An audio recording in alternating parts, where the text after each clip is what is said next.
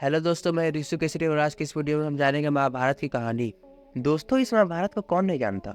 द्वापर युग में हुई ये महाभारत बहुत दर्दनाक घटना है। हम सभी को पता है कि महाभारत एक लड़के के कारण हुआ था। शायद ही ये बात किसी को पता नहीं होगी। तो चलिए ये महाभारत लड़ाई क्यों हुई और कैसे हुई, इसके बारे में और विस्तार से जानते हैं। अगर आप लोगों को महाभारत विस्तार से जानना है तो इस वीडियो को स्किप ना कर आखिरी तक जरूर देखें। दोस्तों, महाभारत एक ऐसी घटना है जिससे 100 करोड़ योद्धा सैनिक वीर गति को प्राप्त हुए। इनमें से करीब 70 लाख कौरव और 44 लाख पांडव मारे गए थे। महाभारत युद्ध को लेकर कहा जाता है कि यहाँ इतना खून बहा कि अब तक वहाँ की मिट्टी लाल है। दोस्तों, महाभारत द्वापर युग की एक सच्ची घटना पर आधारित है। ये युग करीब 8,64,000 वर्ष पुराना माना जाता है और अभी कलयुग 4,32,000 वर्ष का बताया गया है।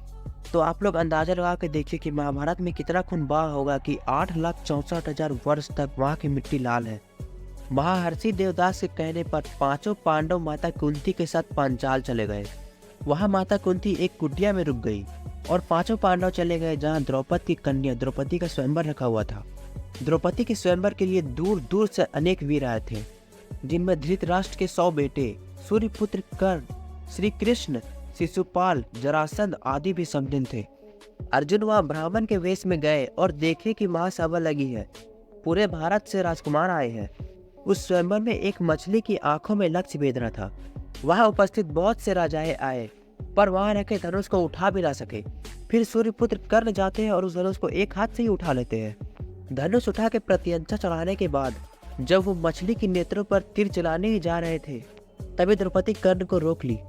तो दुर्योधन बोला, परंतु क्यों? द्रौपदी बोली, क्योंकि मैं एक सूत पुत्र से विवाह नहीं करूंगी। फिर कर्ण उस धनुष को रखकर चले जाते हैं।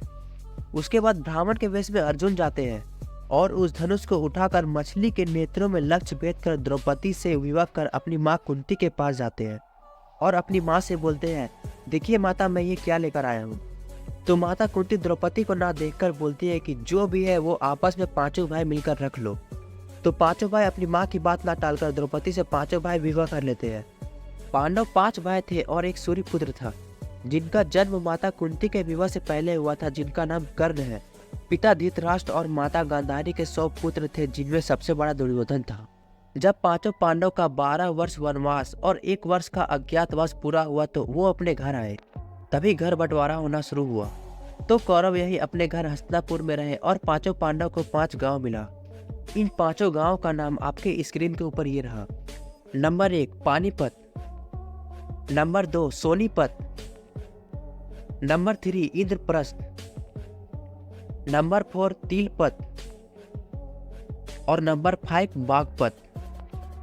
एक दिन हस्तिनापुर में बहुत बड़ा उत्सव होता है, तो पांचों पांडव को न्योता मिलती है और पांचों पांडव हस्तिनापुर आते हैं। वहां पर दुर्योधन के मामा शकुनी और दुर्योधन ऐसे ही जुआ खेलते हैं। तभी दुर्योधन युधिष्ठिर को बोलता है, आइए चलिए साथ में बैठकर ये खेलते हैं। तो युधिष्ठिर जाते हैं और दुर्योधन के साथ जुआ खेलने लगते हैं। जिस जुए के पासे से दोनों जुआ खेल रहे थे वो शकुनी के पासे थे, जो हमेशा उसकी बात मानते थे। अब सवाल उठता है कि ये पासे शकुनी की बात ही क्यों मानते हैं? भाई, क्योंकि शकुनी के पासे उसके मृत पिता के रीढ़ की हड्डी से बने हुए थे। शकुनी के पिता मरने से पहले शकुनी को बोले थे कि मेरे रीढ़ के हड्डी से एक पासे बना लेना, वो तुम्हारी हर बात मानेगा। क्योंकि इस पासे में उसकी पिता की आत्मा बसी हुई थी। तो उसी पासे से जुआ खेलते खेलते अपना सारे आभूषण, हीरा मोती, सोना चांदी और 5 गांव हार गए। यहाँ तक कि 5 गांव हारने के बाद अपनी पत्नी द्रौपदी को भी उसी जुआ में हार गए।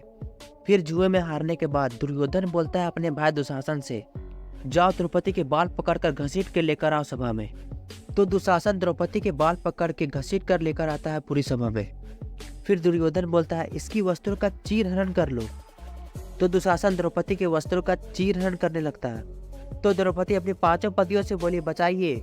वहां उपस्थित सभी लोगों से बोली, कोई नहीं आया द्रौपदी की रक्षा करने।